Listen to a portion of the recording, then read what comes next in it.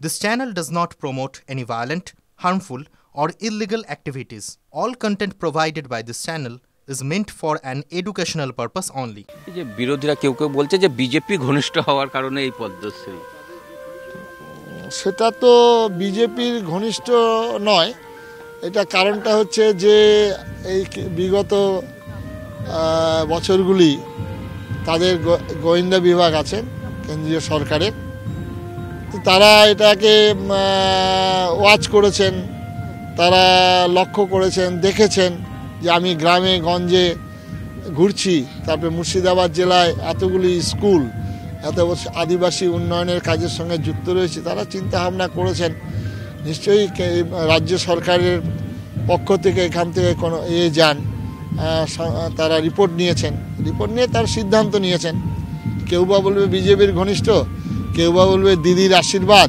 নিঃসন্দেহে দিদি আমাকে আশীর্বাদ করেছেন যে তিনি আমার নাম আরও ব্যাপক আকারে প্রচার করেছেন।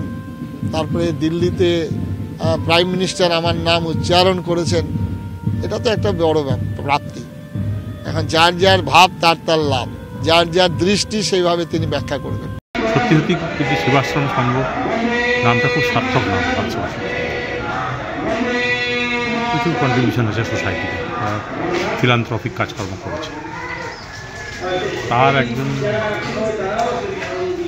বেলডাঙ্গাতে কর্মকর্তা দীর্ঘদিন ধরে ওখানে রয়েছে, তিনি কী কাজ করেছেন আমি জানি না, আমার বলা।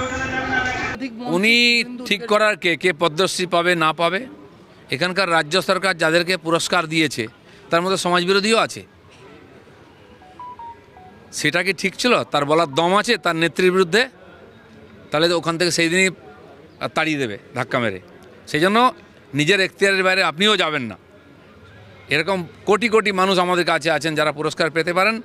কেন্দ্র সরকার ধীরে ধীরে তাদেরকে সম্মানিত করবে, যারা একদিন অবহেলিত ছিলেন, যাদেরকে কেউ চিনত না, জীবনে ব্লাউজ পরেনি সেই মায়েদের, যে চপ্পল পরেনি সে রায়ের কার্পেটে হেঁটেছে, এটা মোদি করিয়েছেন। কারণ তারা সারা জীবন এই সমাজের জন্য কন্ট্রিবিউট করেছে।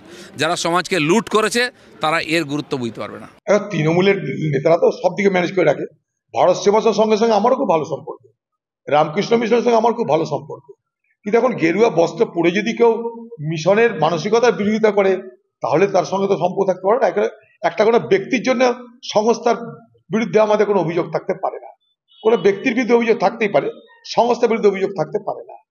তাই স্বাভাবিকভাবেই এই পদ্ম পুরস্কার দেওয়া নিয়ে এই সরকার ক্ষমতায় আসার পর থেকে এই পদ্ম পুরস্কারটাকেও পলিটিসাইজেশন করা হচ্ছে, রাজনীতিকরণ হচ্ছে। কাছের লোক পাবে, যারা এই ভাবাদর্শে, আরএসএস এর ভাবাদর্শে, বিজেপির ভাবাদর্শে বিশ্বাস করে, তাদের জন্য পুরস্কার। আর বাকি যারা বিরোধিতা করে তাদের জন্য তিরস্কার।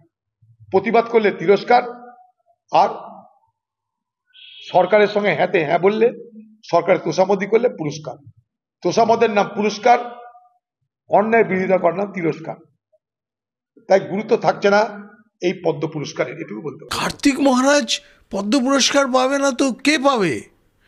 উনি আধ্যাত্মিকতায়, উনি সমাজ সংস্কারে, সেবায়, সমস্ত কিছুতে, এবং হিন্দুত্বের যে বোধ, সেই বোধকে জাগ্রত করা, সমস্ত হিন্দু মানুষকে তাদেরকে নিজেদের যে সংস্কৃতি সেই সম্পর্কে গৌরবান্বিত করার যে মনোভাব সমাজে উনি জাগিয়ে তুলেছেন। হুমায়ুন কবির বলছেন তিনি পদ্ম পুরস্কার পাওয়ার যোগ্য নন। হুমায়ুন কবির কে?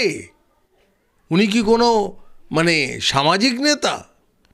উনি একজন ইসলাম ধর্মাবলম্বী একজন বিধায়ক, আর যিনি মাননীয় মুখ্যমন্ত্রীর প্রশ্রয়ে এই সমস্ত কথা বলে যাচ্ছেন। কাজে এর থেকে আমাদের বোঝা উচিত যে মাননীয় মুখ্যমন্ত্রী হিন্দু বিরোধী।